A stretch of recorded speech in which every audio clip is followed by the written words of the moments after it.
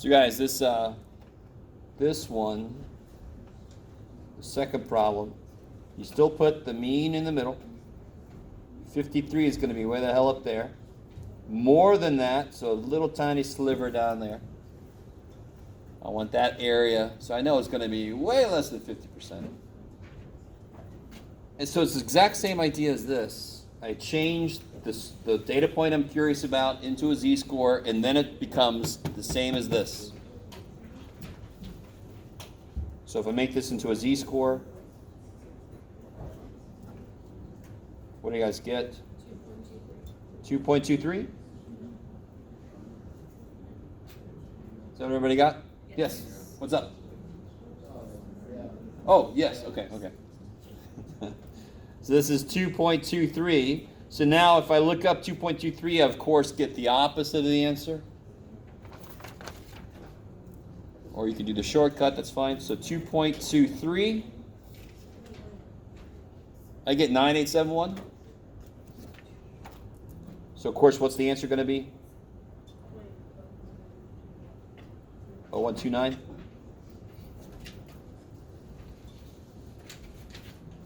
I like it. All right.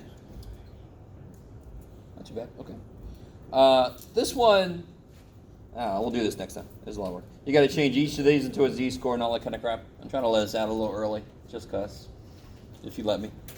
This one, real quick, do you see how eventually I want to know the time, which is an X score? It's a raw score. This is going to be exactly like this problem up here. I could figure out what the z-score is, and then I need to make it into a raw score. I need to make it into X. Well, if I know the formula for changing X into Z, can I play with that and make it into a formula that changes Z into X? Yes. Algebra comes in and saves her ass. How do I solve this for X? Multiply by sigma. Die. Yeah, and then add the mean. So I get X equals mu plus Z sigma. So once you figure out the Z-score for this, you can throw it into this formula, and it changes it back into a raw score, which in this case is an amount of time. And look at this. Look at this. Okay. Last thing I'll say today. I already told you I'm going to ask you, what does the z-score tell you, right? A z-score tells you the number of these from the mean to the data point. This is the answer to that question in a different language, in math. But now you guys know how to read mathish to some degree.